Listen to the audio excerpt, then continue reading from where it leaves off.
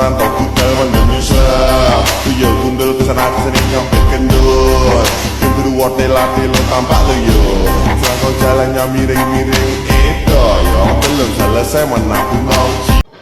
Assalamualaikum warahmatullahi wabarakatuh. Perkenalkan saya dari Indonesia, NVN 2210201115, Fakultas Ekonomi dan Bisnis, Prodi Manajemen. Saya akan menjelaskan perkembangan ekonomi di tahun 2023 dengan singkat. Perkembangan ekonomi di tahun 2023. Ekonomi global menunjukkan tanda-tanda pemulihan. Tekanan inflasi yang berada di berbagai negara, pasar tenaga kerja yang kuat di negara maju, serta permintaan global yang tangguh menunjukkan kondisi ekonomi global yang membaik.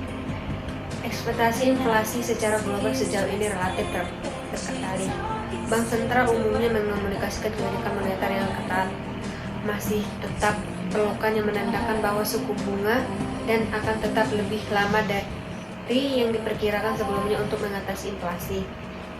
Meskipun inflasi yang mereda karena bank sentral telah menaikkan suku bunga, efek dari kebijakan menaikkan suku bunga dampak pada meluasnya kerentaraan sektor perbank ke seluruh sektor keuangan yang luas, termasuk lembaga keuangan non-bank dan beberapa lembaga keuangan dengan modal bisnis yang sangat tergantung pada kelanjutan suku bunga yang terendah dalam mengalami tekanan karena tidak siap atau tidak mampu menyesuaikan diri dengan laju kenaikan suku bunga yang cepat yang ditetapkan oleh bank sentral sebagai upaya untuk mengendalikan inflasi. Selain itu, kegagalan tak terduga dari dua bank besar di Amerika Serikat, yaitu Silicon Valley Bank dan Signature Bank pada pertengahan 2023, serta runtuhnya kepercayaan pada Credit Suisse telah memberikan guncangan pada pasar keuangan sehingga menyebabkan deposan bank dan investor mengevaluasikan kembali keamanan harta mereka. Upaya mengembalikan kondisi ekonomi global ke laju pertumbuhan ekonomi sebelum guncangan semakin sulit dilakukan.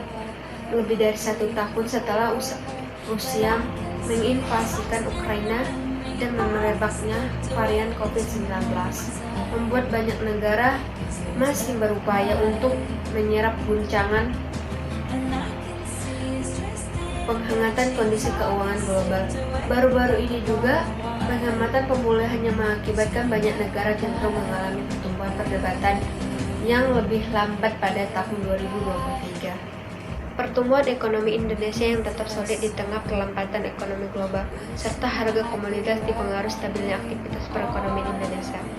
Hal ini tercermin dari semakin tingginya mobilitas penduduk, terjaganya stabilitas daya beli masyarakat, terkendalinya inflasi, tetap kuatnya kinerja ekspor-impor, serta aktivitas produk yang masih stabil. Dari sisi pengeluaran, seluruh komponen menunjukkan pertumbuhan positif. Sumber utama pertumbuhan ekonomi masih tertinggi terjadi pada konsumsi rumah tangga dengan laju pertumbuhan sebesar 4,5. Adanya beberapa momen hari raya pada triwulan ini seperti Imlek, Nyepi, dan bulan Ramadan. Sekian penjelasan dari saya perkembangan ekonomi di tahun 2023.